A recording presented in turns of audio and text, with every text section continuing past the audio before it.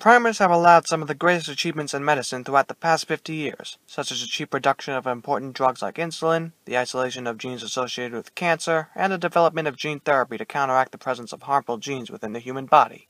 Yet despite the great importance of primers, very few outside the field of biotechnology actually know how primers work. This is why I'm here today to explain what primers are and how they work. Before we can understand primers, we must familiarize ourselves with DNA. As most of us know, the DNA molecule has a distinct helix shape, and that within that helix is a sequence of chemicals called nucleotides that control how cells grow and develop. All code within DNA is a rearrangement of 4 different nucleotides: thymine, adenine, cytosine, and guanine. These nucleotides tend to be complementary to each other, with thymine acting complementary to adenine and cytosine acting complementary to guanine. Thus, adenine will always bond with thymine, and guanine will always bond with cytosine. This can form up to 4 distinct nucleotides. These 4 nucleotides can be arranged in order to code for a variety of different organic molecules, allowing for the production of all necessary components for a functioning cell. Each of these organic molecules, in turn, has its own distinct genetic code that controls its production, otherwise known as a gene. For example, this sequence of nucleotides controls the production of insulin. This particular code is used most often in the human pancreas, where insulin is produced. If a scientist wanted to isolate this particular gene, they would use a pair of primers.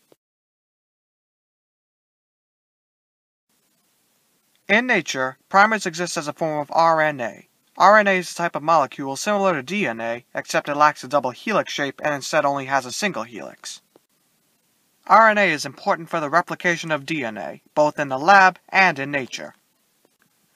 Whenever a cell needs to replicate DNA, it will first make its DNA unravel from its coiled, double helix form into a straighter, ladder-like form. The cell will then cause its DNA to split from the middle, separating the bonds between each nucleotide. A strand of RNA containing a particular code will then come near the DNA and form a bond with its complementary code.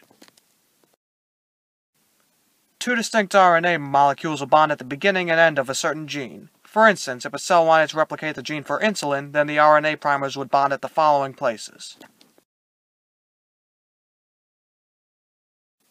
The RNA strand will then react with the free nucleotides surrounding the DNA strand, causing them to form a full strand of RNA complementary to the gene being replicated.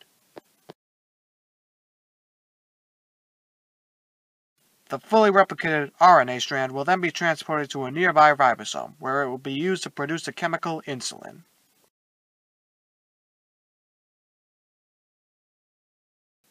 In a lab, scientists who wish to isolate a gene will attempt to replicate this process. First, they will create a mixture consisting of isolated DNA, a pair of primers, free nucleotides, and a specialized molecule known as DNA polymerase.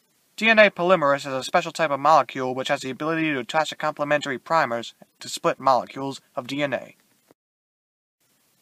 In order to replicate a particular gene, these components are combined in a container and are placed within a thermocycler. This machine has the ability to raise temperatures in a pre-programmed manner, allowing a controlled cycle of DNA replication to occur. First, the machine will raise the temperature to a level which will cause a strand of DNA to denature or split. The machine will then rapidly lower the temperature, allowing the primers to attach to the desired areas of the DNA sequence. The machine will then raise the temperature again, not high enough to cause the DNA to denature, but high enough to allow the DNA polymerase to react with the primers in order to replicate the desired gene, forming a new double helix. This process will then begin again, with the new DNA, as well as the original DNA, splitting and reacting with the primers and the DNA polymerase to form even more copies of the desired gene. This cycle will continue, exponentially increasing the amount of DNA particles containing the gene sequence until there are billions of them. Thus, the gene has been isolated and amplified, and can now be studied more intimately.